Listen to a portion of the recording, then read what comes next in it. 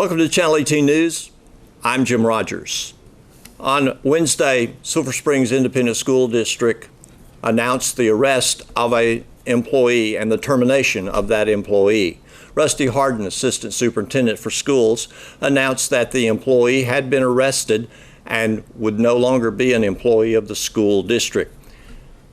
According to an arrest report at Hopkins County Jail, Sarah Frazier, age 36, now a former math teacher at Silver Springs Middle School, was arrested for possession of a controlled substance penalty group 1, more than 1 gram but less than 4 grams in a drug-free zone, a felony 3. Wildfires burned across the Texas Panhandle, Oklahoma, Kansas, and Colorado in early March, destroying homes, barns, fences, livestock, and tragically, lives were lost. The fires charred more than 5,200 acres of land in the Panhandle and killed thousands of head of livestock. When word of the extent of the losses reached Sulphur Springs, the Hopkins-Rains County Farm Bureau and the Northeast Texas Farmers Co-op, along with the support of the Northeast Texas Beef Improvement Organization and others, launched a relief fund drive. The goal was to raise $35,000 to assist in rebuilding pastures and replacing cattle, along with fencing materials for the producers. They reached their goal and more. Don Smith, president of the Hopkins County Rains Farm Bureau, said that through the efforts of the local people in the Northeast Texas area, farmers and ranchers in the Panhandle can begin to rebuild. With the funds, and Brad Johnson with Northeast Texas Farmers Co-op, a truckload of fencing materials, including 189 rolls of wire, 3,400 posts, stays, and other accessories, were put together and shipped to the Panhandle over the weekend. Smith said that thanks to the help of members of the Net Bio organization and Sulphur Springs Livestock Commission, Hopkins County Farmers Co-op, and others, this work has been accomplished. During an inventory of a cell phone belonging to Carlos Omar Casillas, age 22, an inmate in Hopkins County Jail, sheriff's investigators found child pornography. Casillas is charged with 5 counts of possession of child pornography and is being held on a $30,000 bond for each count, in addition to other charges against him. Sulphur Springs police were dispatched to the Irwin Lane Hines Drive area Tuesday morning in reference to a subject stalking a female at Walmart. Andrew Angel Garcia, age 23, of Sulphur Springs, was said to be hiding behind a truck when officers arrived. As the officers searched the area, a homeowner called 911 to advise that the subject, Garcia, came in the back door of their home and ran through their house. Officers found Garcia lying on the ground in front of the house. He was arrested and transported to Hopkins County Jail. During book-in, he stated that he had a black satchel. The satchel was found behind the house on the corner of Irwin and Hines.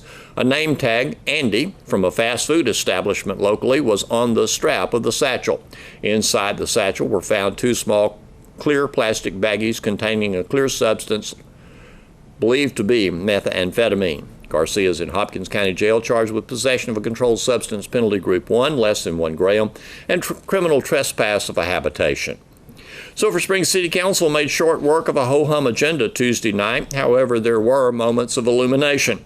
During his report to the City Council, City Manager Mark Maxwell stated that the Hopkins County Courthouse has new lighting installed on the roof that will synchronize with the lighting on Celebration Plaza in the downtown area. The lights on the courthouse were added, according to County Judge Robert Newsom, to add beauty to the historic building as well as to become a complementary piece to the city's light shows at various times of the year. Newsom commented to KSST several days ago prior to the council meeting that the work was being accomplished as the new roof on the courthouse was being installed. The council also heard a reading of a proclamation recognizing April 4th, 2017 as Recognition Day for National Service. That proclamation read by Mayor Emily Glass. The day recognizes volunteerism as a cost-effective strategy to meet the needs of cities, counties, and the nation. Locally, Mr. and Mrs. Clayton McGraw were recognized for their volunteer spirit and work by Senior Corps. The McGraws and other volunteers demonstrate commitment, dedication, and patriotism through service to their communities. In other action, the city delayed an encore rate hike for 90 days to give time to study the increase and to seek relief. Residential rates will increase 11.8% for electricity delivery, and commercial businesses will see an even greater hike when the increase is implemented. A $50,321.15 bid to replace water lines on South Moore Street from Main Street to Bellevue was also approved. The award was made to a Royce City company. The appraisal district asked for a budget amendment due to legal expenses that the district has incurred. The council had told the appraisal district earlier in the year that the amount they requested from the city would not be enough in light of what was a possible legal action brought against the district. City Council was right. They approved the budget amendment. Pastor Craig Vance of First Baptist Church in Yantis visited our studios to describe their first Easter scene drive-thru, which will be this Saturday night in downtown Yantis. Everyone is invited free of charge. Well, just a little background. We have, for the last 12 years, been offering a live nativity every Christmas, and that's been a 2-night event, but we have some people in our church that really wanted to share the rest of the story, and with showing just the birth of Jesus and all that went and the miracles that happened around there, we wanted to, there's a reason why Jesus came, and so we wanted to share the rest of the story with folks. And so on April 8th, that's this Saturday, starting at 7 p.m., people will be able to come to Yantis, drive through. There's a street that's between 154 and the church, and that's our address, Church Street, and they'll be able to drive on that, drive through there, and see scenes, be able to see what's going on. They can roll down their windows. They can read the scriptures to their children about what each scene is about. And we have people that are dressed in characters, and there's 10 scenes in our drive-through.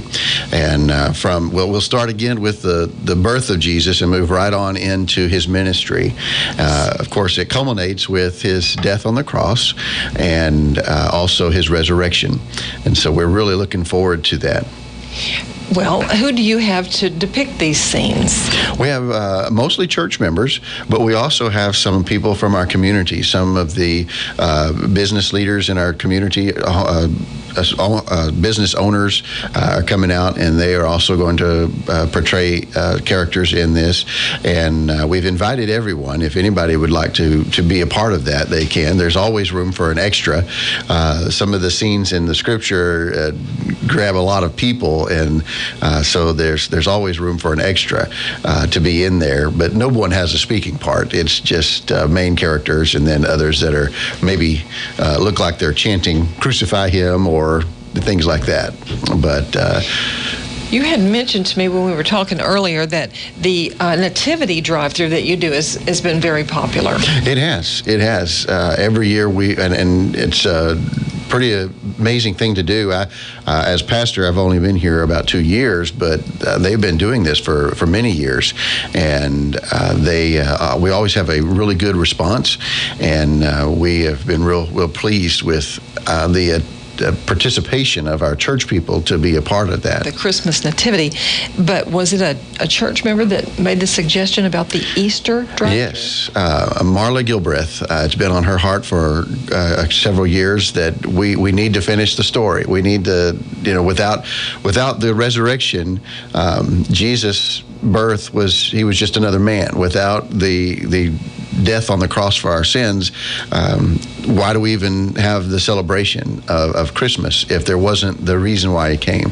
And so she said, we have to tell the rest of the story. And so this year we just said, yes, we will. And so we've really worked, in fact, mostly since about January, wow, to get all this together. And we've had a team of people who have just really jumped in and taken over, and we've had people that come in and they just, I can do something, give me something, and even if it's little, it has really helped make this happen, and so we're really excited about it. Well, have you seen a little bit of a miracle happen with the community of Yantis pitching in for this? Well, just the community coming together has been a really neat thing, and that's been going on a little bit before we even started this. But I was talking to a business owner just the other day, and when she talked about it, she said, I haven't been a business owner very long, but the sense of community now that I am is just greater than I've ever thought. She shared with me that, when you just live in Yanis, you can just live in Yanis and not know a whole lot of people and not be involved with a whole lot of things. But once you step out there just a little bit, all of a sudden you realize there's a lot to be a part of, and there's a lot to impact somebody else's life with. And it's a really neat thing to be in Yanis, Texas today. That is very, very true. Now, I want to ask you about the role that your church plays, First Baptist Church of Yantis, within the community.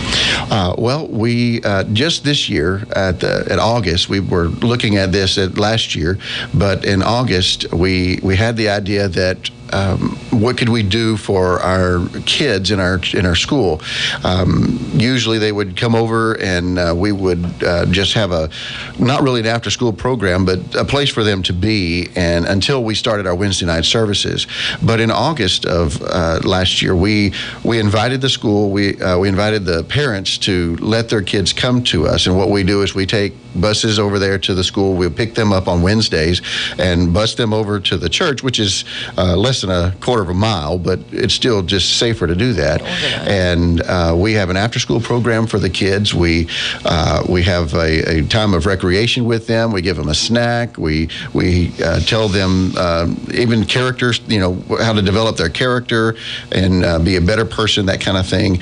And we also feed them supper. And later in the evening, we have a Bible study with them. The kids have a music time where I actually get to teach them music, and the teenagers have their Bible study and worship on Wednesday nights. And it's really become a really neat thing, and the kids in the school have loved it, and we're just very proud to be a part of that and have that kind of impact in our community and school. Well, it sounds like something that was needed, and you kind of took a casual event and gave it more structure. So now it's an after-school program at First Baptist Church Yantis. Yes, and the parents are, we've had such a good feedback, knowing they know my child is safe, my child's going to be fed and be taken care of, and what we offer, and they absolutely love it. And we've had really, really good feedback from the parents on this.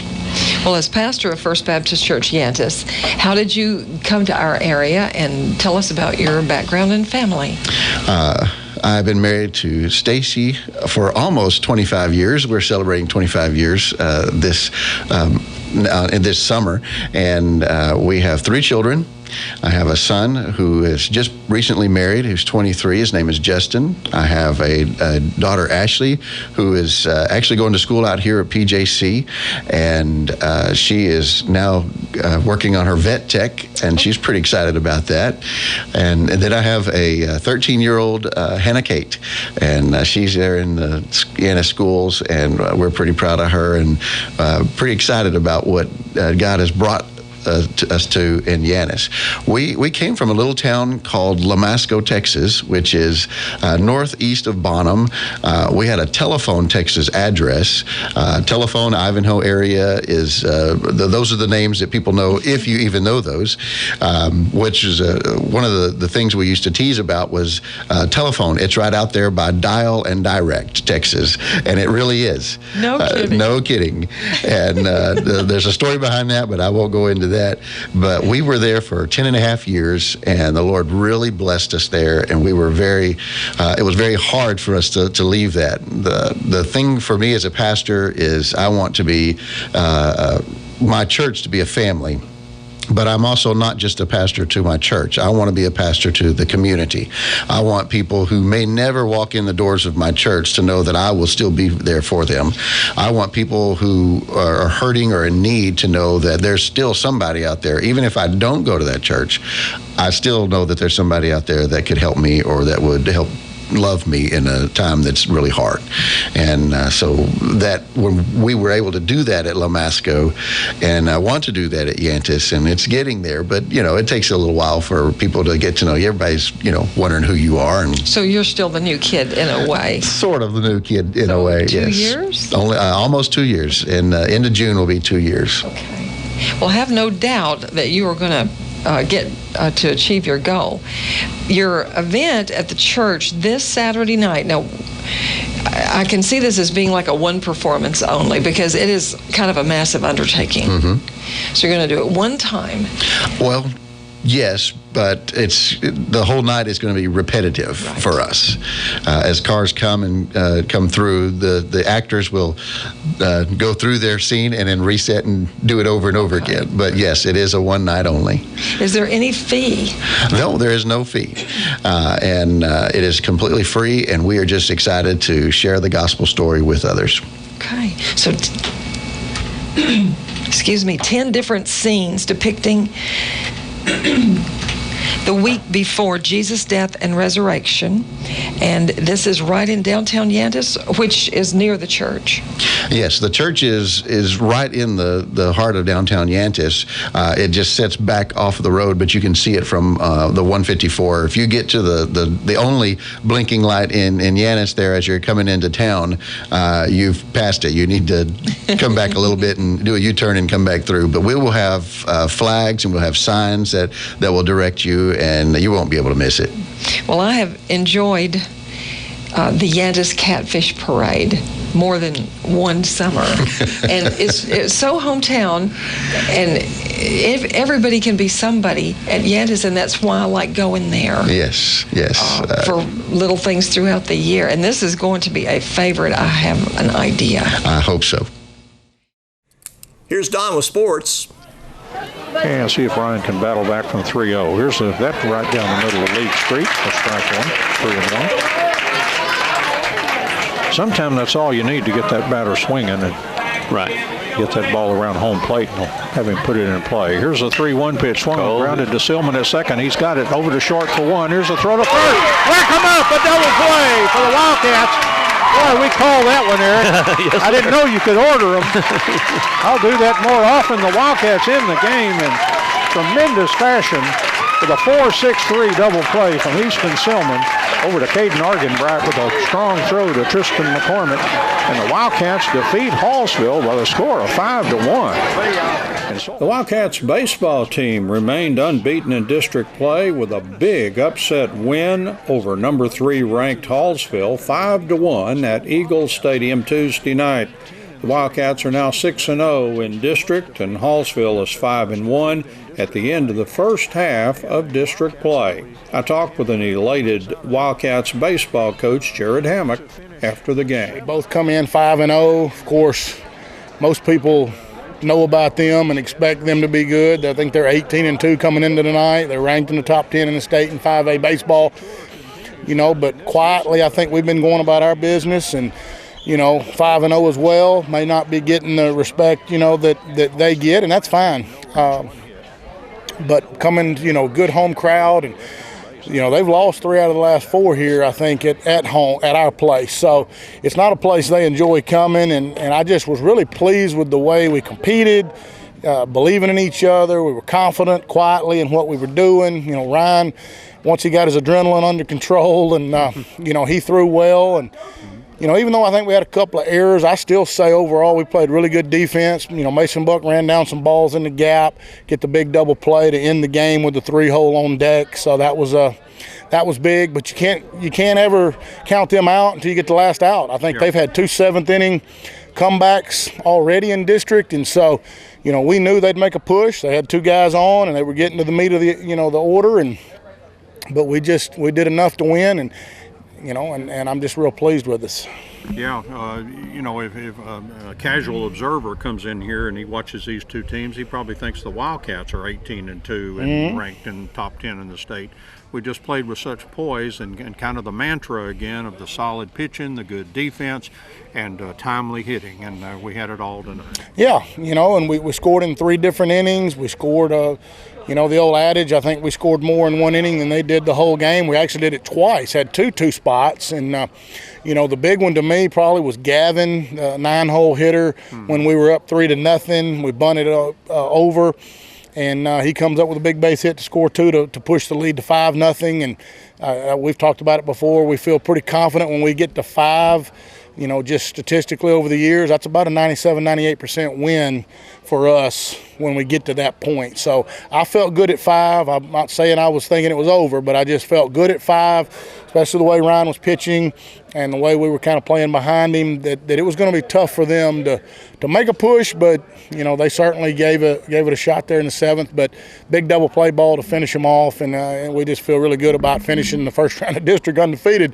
I'm sure nobody thought that, maybe even including ourselves. But we were playing really well, and we've got a kind of a quiet confidence about us, not a cockiness. We talk about no complacency. We got to keep working. It doesn't matter who we're playing. We just got to play the game, and the kids are buying in, and we're just getting it done. Some of the eeriness of Eagle Stadium, the big pop fly to left field, and the left fielder all of a sudden he can't find the ball. It hits 10 feet behind him, and Heston Golightly gets a triple. Mason Buck scores. It's just, one of those things. Yeah, and I knew when he looked like he was under it, but I knew the ball was over his head, so I knew he couldn't have seen it. Yeah. And so luckily I think Heston, as he was getting close to first, I think Coach Silman was letting him know he knew that the guy was about to misplay it, so he was trying to kick him into gear, and Heston's got good wheels, and so getting a triple was a big deal, scoring a run like he said. And I think Heston, did he end up scoring as well maybe on another play? He may have had the second run of that inning. And so just a good overall team effort, and if we keep playing like that, we can play with anybody, when we're doing those things. Fantastic first half, but now here comes the second half, and I think this will be a big ball game on Friday. Pine Tree's kind of an X factor. I know we outslugged them last time, but they can get some good pitching. I mean, they can beat you, and that'll be a big important game to try to keep this rolling. Oh, absolutely. Well, you know me, I don't overlook anybody. I mean, you cannot. You have to play the game. You can't play the opponent, and Pine Tree's as capable of beating you as anybody else. And so, we'll expect, it's a home game, so we're really appreciative of that. Seems like we've been on the road quite a bit. We'll expect Tristan to throw well and us to come out and play hard for 7 innings, and we'll see what happens. But, yeah, it's a new round, new start, and we hope to continue, where we've left off. But it's going to take us, again, no complacency, keep working at practice, keep getting better, never overlooking anybody, always respecting who you're playing, respecting the game. And, but right now we feel good about ourselves, and I think for good reason. We're playing good baseball, and we believe in one another, and we cheer for one another, and it's been good. The Lady Cats softball team qualified for the playoffs and won a big road district game against Hallsville 4-2 Tuesday evening. I talked with Lady Cats softball coach David Carrillo, who went into Hallsville Tuesday having never won there. That was a big monkey off my back, After the game, the kids, it's gone. After the game, we were talking about negatives, and then we always talk about positives of the game. And, when all was said and done, Jay Dowdy kind of brought it up. Hey, is this your first time? And yes, it was. So, many years, but hey, nothing can't be conquered, I guess so. But, going back to the game, I thought, we played well for the circumstances that we were in. We didn't get the timely hits like we needed to, and we usually do. But, sometimes you got to win those games. And, it's always tough winning over there on the road. So, I was proud of the way the teams, had held up. We did some things, defensively, they made some good plays when we had to. I thought Bailey Haggerty did a great job in the circle again, and she threw the ball really well. And we got out of some jams, but for the most part, sometimes you have to play those games, and it kind of feels like you're just spinning your wheels. But we did what it took to win. Yeah, sometimes something that's worthwhile, it doesn't come easy. No, I can't lie. In my head, there was some thoughts going on in my head, but we have to understand that this is a game. and sometimes, things don't go your way, but you have to battle and you have to keep fighting. And, I always preaching about life lessons and things like that. And, you just got to fight and dig in sometimes. And we were able to do that and come away with the win. Yeah, it looked like a lot of walks that we got last night.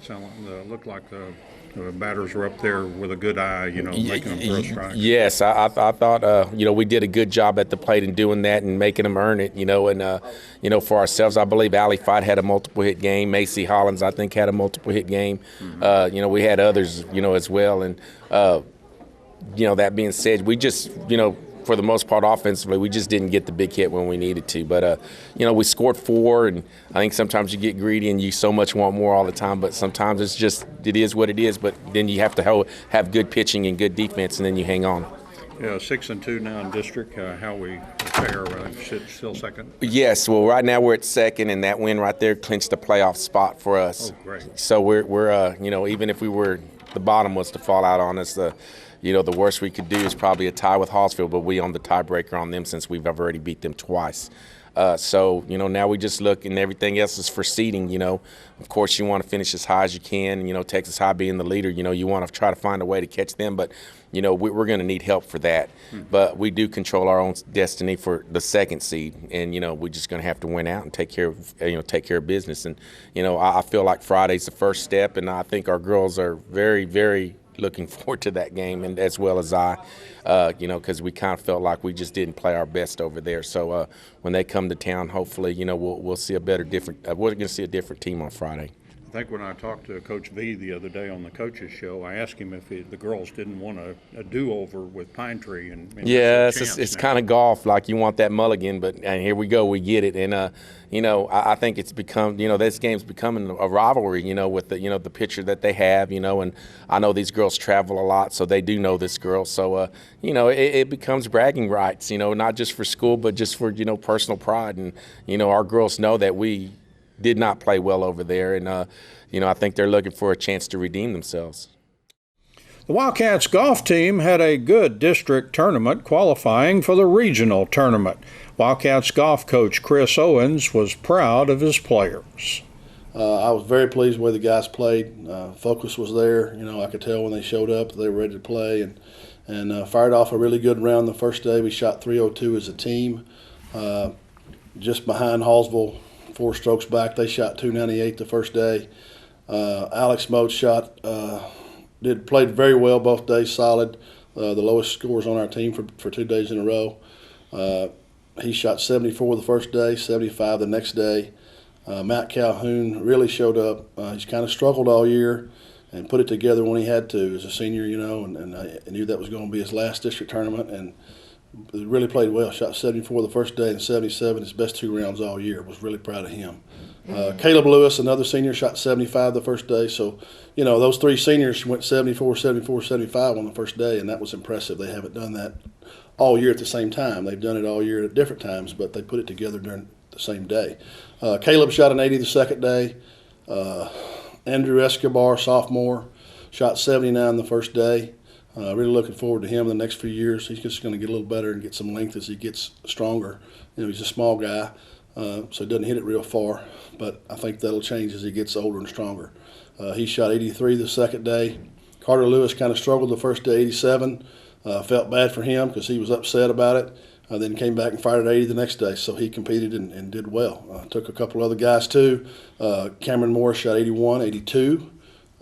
Colton Bench shot 90, 86. So real pleased with the way the guys played. As I said earlier, we shot 302 the first day, 312 the second day, which led everybody the second day by 3 strokes, but we just came up 1 stroke short by winning the whole thing. But really pleased with the way the guys played. Still made it to the regional tournament, qualified for that. Hallsville shot a 613. We shot 614. So we're looking for a little revenge. The kids are already talking about that. When we go to regionals, we're going to be shooting for them. So it'll be fun. That's good. It's about competition, and the kids really stepped up with that, and that's what it's all about. Competing. I don't. Those cakewalks are fun, but when it's a tight game. I like it. The kids do too. Mm-hmm. So we had a couple of kids get first team all district. Alex Moats had the second, but he was the second medalist of the tournament, so he was the first team all district selection. and Matt Calhoun was third at the tournament, so he's a first-team All-District selection. Since we had the best round of the second day, I assume Texas High, they were down in third place. They never really put any pressure on us. They were down 16. They had a lot of ground to make up. Yeah, they were. They shot 318 the first day, and I think they shot 338 the next day. They didn't play real well. So as the day kind of progressed, we knew, I knew that we had regionals pretty well locked up and really needed to just try to win the whole thing. When will regional be and where will it be? Regionals will be at the same place, Rockwall Golf and Athletic Club, on April 26th and 27th. The girls play Monday and Tuesday, and we play that Wednesday and Thursday. You ought to know that course pretty well by now. We should. No excuses to not know. No excuses not to know where to hit your ball and where to bail out if you need to bail out. That might really help us against other teams in the region that may not be quite as familiar with that course. Well, I hope so. I hope it does. As you said, we've played it a bunch of times this year, and those kids sometimes go over there on their own too on the weekends and get a little extra in. So we know that almost as well as we know our own course. We've played it so many times. District was there last year too. So hopefully that will help us, give us a little edge. Anytime Highland Park's involved, it's always a tough regional, isn't it? That's right. They'll bring red and blue or whatever their colors are. I talked to one of their assistant coaches the other day. He came out and watched Monday as the kids were coming in and finishing. He lives in Rockwall, and he said they were pretty certain they're going to get one team out, and if their second team played well, they'll have two teams at regionals. So they're strong. They're always strong. Yeah. Thanks for watching Channel 18 News. Have a great evening.